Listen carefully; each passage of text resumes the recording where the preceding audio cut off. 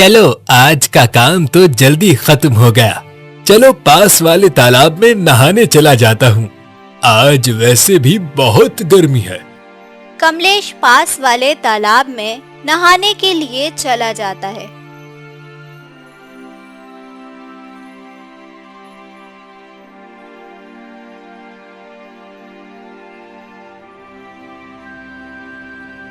अरे अरे, ये तालाब तो सूख गया है। ये कैसे हो सकता है?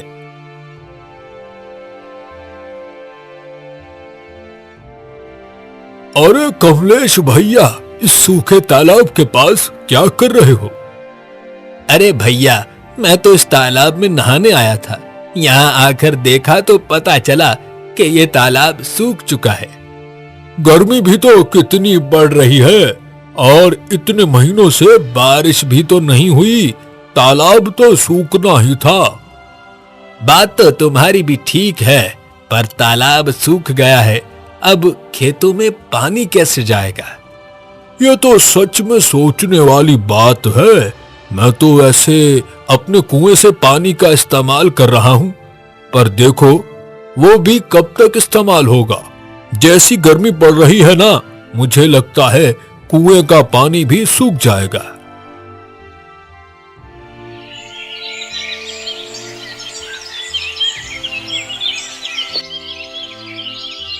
ये है जबलपुर गांव, जो हरे भरे खेतों की वजह से बहुत मशहूर था। वहां के सभी लोग खुशहाल जीवन गुजार रहे थे। सभी किसान अपने अपने खेतों में सुबह से शाम तक काम करते थे और अपनी फसलों को उगाते थे।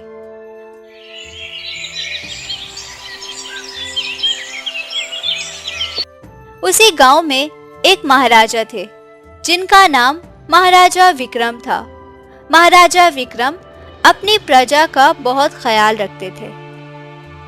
महाराज, आपके आदेश पर मैंने पड़ोसी राज्य के राजा को पानी की कमी की समस्या के ऊपर जानकारी भिजवा दी है। परंतु मंत्री जी, हमें लगता है कि गांव में आई इस समस्या को सुलझाने के लिए हमें अपने खजाने को खोलना ही पड़ेगा। महाराजा विक्रम की बात सुनकर मंत्री जी उनकी ओर देखकर बोले, नहीं महाराज, एक बार पड़ोसी राज्य के राजा का जवाब आ जाए तो मुझे लगता है कि वो हमारी मदद जरूर करेंगे। आप निश्चिंत रहिए महाराज।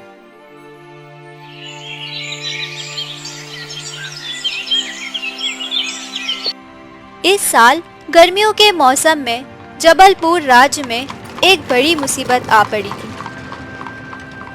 आसमान से आग बरस रही थी। सूरज की तपिश ऐसी थी मानो गांव के लोग जैसे पिघल रहे हों। गांव के कुएं और तालाब बिल्कुल सूख चुके थे। बारिश का एक कतरा भी महीनों से नहीं गिरा था। कमलेश नाम का एक किसान भी उसी गांव में अपनी पत्नी के साथ रहता था। कमलेश एक ईमानदार आदमी था। वो सुबह होते ही अपने खेत में काम करने चला जाता और शाम तक अपने खेतों में खूब मेहनत करता था। कमलेश, अब कुएं में भी थोड़ा सा ही पानी बचा है और कुछ दिनों में वो भी खत्म हो जाएगा। अब क्या कहूँ भाग्यवान, अगर थोड़े दिन में बारिश ना हुई तो खेत के हालात और भी खराब हो जाएंगे। गांव के सभी किसान परेशान हैं। सभी गांव वाले प्यास से रो रहे हैं और जानवरों का तो बहुत बुरा हाल है।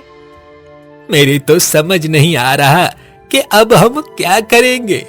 मैं तो इतनी धूप और गर्मी में भी मेहनत करने को तैयार हूँ, पर बिना पानी के काम कैसे होगा।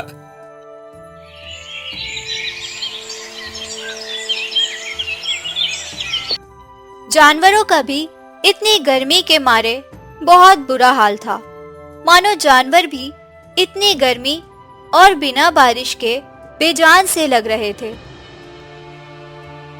और गांव तो जैसे रेगिस्तान का समा लग रहा था।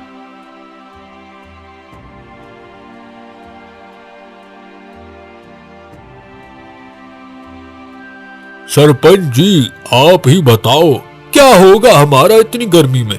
इस गर्मी की वजह से गांव के बच्चे और बूढ़े बीमार हो रहे हैं। बात तो तुम्हारी बिल्कुल ठीक है। मुझे लगता है हमें महाराज के पास जाकर इस बारे में बात करनी होगी। अब हाथ पे हाथ रख के हम कब तक बैठे रहेंगे। चलो ठीक है सरपंच जी, कुछ दिन और रुक जाते हैं, फिर हम चलेंगे महाराज से बात करने। क्यों, ठीक है ना? धीरे धीरे गांव के किसानों की हिम्मत जवाब दे रही थी। एक तो इतनी गर्मी, ऊपर से पानी का काल। गर्मी और पानी के काल के कारण गांव के बच्चे और बूढ़े बीमार पड़ रहे थे।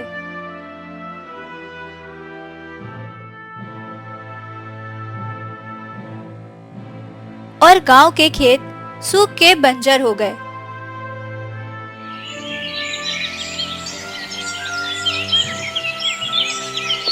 गांव के सभी लोग बहुत परेशान थे। गांव के सभी किसान और कमलेश सरपंच जी के साथ महाराजा विक्रम के दरबार में अपनी परेशानी लेकर पहुंच गए। महाराज, बारिश के ना होने से सब कुछ सूख गया है। सभी किसानों के खेत बंजर हो गए हैं। अब तो पीने के लिए पानी भी खत्म हो चुका है। लोग और जानवर मर रहे हैं। हमारी मदद करें महाराज। मैं आप सबकी परेशानी समझ सकता हूँ। मैंने काफी कोशिश की है इस समस्या को सुलझाने की, पर अभी तक हमें उसका कोई उपाय नहीं मिला। लेकिन आप लोग चिंता मत करें, हम बहुत जल्द इस समस्या का उपाय निकाल लेंगे। लेकिन महाराज, अगर हमें कहीं से थोड़ा पानी मिल जाता तो हम गांव वाले कुछ दिन आराम से गुजार लेते, क्योंकि गांव के सभी लोग पानी की समस्या से परेशान हैं। कमलेश की बात सुनकर महाराजा विक्रम अपने मंत्री की ओर देखकर बोले, मंत्री जी, आपने देखा कैसे हमारी प्रजा पानी की एक एक बूंद को तरस रही है। अब हमें कुछ करना होगा। कैसे भी करके इस पानी की समस्या को सुलझाना होगा।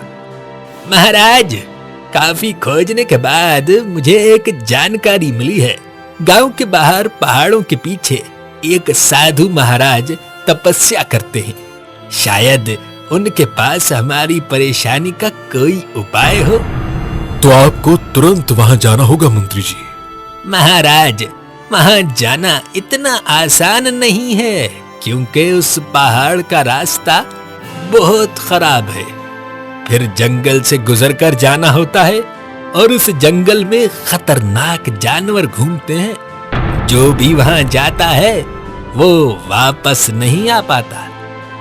फिर तो इस काम के लिए हमें गांव के सबसे बहादुर व्यक्ति की जरूरत होगी, जो वहां जाकर उस साधु महाराज से बात करे। सुनिए, तो जो भी उस पहाड़ के पास जाकर उस साधु बाबा से बात करेगा और गांव के लिए पानी की समस्या का कोई उपाय लेकर आएगा, मैं उसे बहुत सारा धन दौलत दूंगा।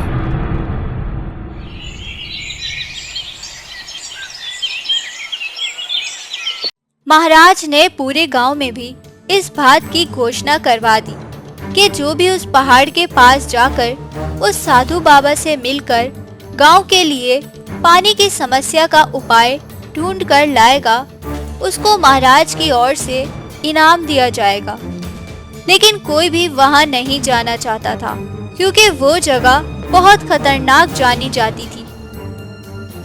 घने जंगल, ऊंचे पहाड़ और जंगली जानवरों के डर से बहुत कम लोग ही वहां जाने का सोच पाते थे। लेकिन जैसे ही कमलेश ने महाराज की घोषणा सुनी, तो वो अपनी पत्नी को जाकर सारी बात बताता है। मैंने महाराज की घोषणा सुनी है। मैं खुद वहां जाकर उस साधु बाबा से मिलने और गांव के पानी की समस्या का उपाय ढूंढने का सोच रहा हूँ। ये आप क्या कह रहे हैं? वो जंगल बहुत खतरनाक है और उससे भी ज्यादा खतरनाक वहाँ के जंगली जानवर हैं। मैं आपको वहाँ नहीं जाने दूंगी। मैं जानता हूँ कि तुमको मेरी चिंता होगी, लेकिन देखो हमारे गांव के लोग कितनी मुश्किल में हैं। प्यास से मरते हुए लोग अब मुझसे देखे नहीं जाते। तुम मेरी चिंता मत करो, मुझे कुछ नहीं होगा। मैं वहाँ अच्छे काम के लिए जा रहा हूँ। ठीक है, तो मैं आपको नहीं रोकूंगी, लेकिन आप अपना ख्याल रखना।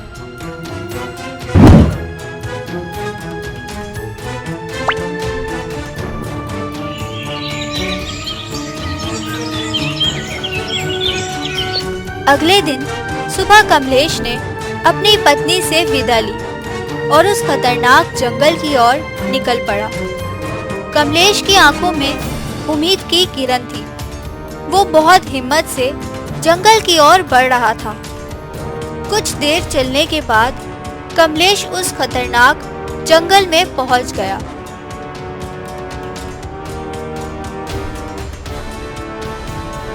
ये जंगल तो सच में बहुत घना है। जैसा सुना था ये जंगल वैसा ही है। मुझे बहुत चौकन्ना रहना होगा। कोई भी जानवर किसी भी समय मुझ पर हमला कर सकता है। वैसे काफी थक गया हूँ, क्यों ना कुछ देर बैठ के आराम कर लूं। जैसे ही कमलेश आराम करने के लिए एक पेड़ के नीचे बैठा, तभी उसके पास एक बंदर आया। अरे ये क्या? ये बंदर तो मेरे पास ही आ रहा है। अब मैं क्या करूंगा? अरे भाग यहाँ से, भाग! देखो मेरे पास मत आओ। अरे नहीं नहीं दोस्त, मुझसे डरो मत। मैं एक रहस्यमय बंदर हूँ और तुमको मुझसे डरने की कोई जरूरत नहीं है। वैसे ये बताओ, तुम यहाँ क्या कर रहे हो? मैं पहाड़ों के पीछे जो साधु बाबा हैं, उनसे मिलने जा रहा हूँ। मुझे उनसे अपने गांव की समस्या का उपाय लेना है। अच्छा, तो तुम उनके पास जा रहे हो?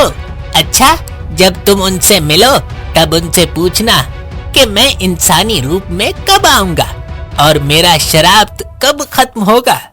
तुम मेरा ये काम कर दोगे ना? हाँ, क्यों नहीं, मैं उनसे सवाल का जवाब जरूर पूछूंगा। अच्छा, मुझे थोड़ी प्यास लग रही है। क्या तुम मेरे लिए नदी से पानी ला सकते हो? नदी से क्यों, मेरे पास पानी की बोतल है। रुको, मैं अभी तुम्हें पानी पिला देता हूँ। कमलेश उस बंदर को पानी पिलाता है। जब बंदर की प्यास बुझ जाती है तो वो कमलेश से कहता है, देखो दोस्त, मैं तुम्हें साधु बाबा के पास जाने का आसान रास्ता बता सकता हूँ। अच्छा, अगर ऐसी बात है तो जल्दी से मुझे बता दो दोस्त, क्योंकि मुझे इस जंगल के बारे में कुछ नहीं पता। देखो, तुम उस दूसरे रास्ते से जाओ, क्योंकि ये रास्ता तुम्हारे लिए ठीक नहीं है। यहाँ खतरनाक जानवर रहते हैं जो तुम्हें नुकसान पहुँचा देंगे और उस रास्ते से तुम जल्दी भी पहुँच जाओगे। चलो, अब तुम जा सकते हो और मेरे सवाल का जवाब जरूर लाना। कमलेश जंगल के दूसरे रास्ते से खतरनाक जानवरों की आवाज सुनता हुआ डरते डरते साधु बाबा के पास पहुंच जाता है। साधु बाबा आंखें बंद करके ध्यान में बैठे हुए थे। कमलेश की आहट सुनकर साधु बाबा ने अपनी आंखें खोली। साधु बाबा, मैं जबलपुर गांव से आया हूँ। हमारे गांव में सूखा पड़ गया है। क्या आपके पास कोई उपाय है जिससे हमारे गांव को पानी मिल सके? साधु बाबा ने कमलेश की सारी दुख भरी कहानी सुन ली थी। फिर उन्होंने कमलेश से कहा, तुम एक बहादुर व्यक्ति हो, इसलिए मैं तुमको एक जादुई पत्थर दूंगा। वो तुम अपने गांव के कुएं में डाल देना, जिससे वो कुआं कभी नहीं सूखेगा। बस याद रखना, उस कुएं का पानी जाया ना हो। साधु बाबा ने कमलेश को वो पत्थर दिया। वो पत्थर मामूली सा लग रहा था, लेकिन वो एक जादुई पत्थर था। आपका बहुत बहुत धन्यवाद। अच्छा, मुझे आपसे एक सवाल पूछना था। रास्ते में मुझे एक बंदर मिला। वो पूछ रहा था कि उसका श्राप कब खत्म होगा और वो इंसानी रूप में कब आएगा? तुम उस बंदर से कहना कि जब कोई इंसान उसको हाथ लगाएगा वो अपने इंसानी रूप में वापस आ जाएगा, और उससे कहना कि कभी भी गलत इरादे से इस जंगल की तरफ दोबारा ना आए, क्योंकि जो भी गलत इरादे से यहां आएगा उसको ऐसे ही श्राप मिलेगा और वो आधे रास्ते में ही जानवर बन जाएगा। कमलेश ने साधु बाबा से विदा ली और उस जादुई पत्थर को लेकर अपने गांव की ओर जाने लगा। जैसे ही वो गांव पहुंचने वाला था, तभी उसे वो बंदर मिला। दोस्त, क्या तुमने साधु बाबा से मेरे सवाल का जवाब पूछा? हाँ दोस्त, साधु बाबा ने कहा है जब कोई इंसान तुम्हें हाथ लगाएगा तो तुम्हारा श्राप खत्म हो जाएगा, और उन्होंने कहा है कि दोबारा गलत इरादे से इस जंगल में मत आना, क्योंकि जो भी इस जंगल में गलत इरादे से आएगा उसको आधे रास्ते में ही जानवर बनने का श्राप मिलेगा। तो दोस्त, तुम ही मुझे हाथ लगा के मेरा श्राप खत्म कर दो। मैं वादा करता हूँ कि मैं कभी गलत इरादे से यहाँ नहीं आऊंगा। तभी कमलेश उस बंदर को छूता है और तभी वो बंदर अपने इंसानी रूप में वापस आ जाता है। वो व्यक्ति कमलेश का धन्यवाद करके वहां से चला जाता है और कमलेश भी गांव वापस आ जाता है। गांव के सभी लोग कमलेश को देखकर बहुत खुश थे और सब इसी सोच में थे कि वो क्या उपाय लाया है। अरे कमलेश, साधु बाबा से कोई उपाय मिला? हाँ, साधु बाबा ने मुझे ये पत्थर दिया है और कहा है कि ये पत्थर जब मैं कुएं में डालूंगा तो कुआं पानी से भर जाएगा और कभी नहीं सूखेगा, और उन्होंने कहा है कि कुएं के पानी को जाया नहीं करना है। कमलेश की बात पर किसी को यकीन नहीं आ रहा था। सब कमलेश के साथ कुएं के पास गए। जैसे ही कमलेश ने पत्थर कुएं में डाला तो कुआं पानी से भर गया। ये देखकर सारे गांव वाले भी हैरान रह गए थे। कमलेश, तुम्हारा बहुत बहुत धन्यवाद, जो तुम हम गांव वालों के लिए अपनी जान की बाजी लगाकर साधु बाबा के पास गए और पानी की समस्या का उपाय निकाल कर लाए।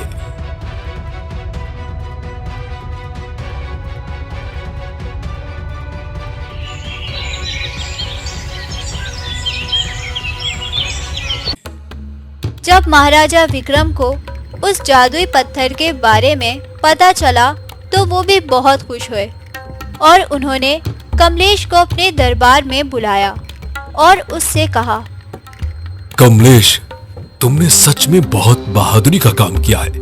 तुमने गांव वालों को सूखे की समस्या से बचाया है। हम तुम्हें तुम्हारा इनाम अवश्य देंगे। महाराजा विक्रम ने कमलेश को ढेर सारा धन और जमीन इनाम में दिया।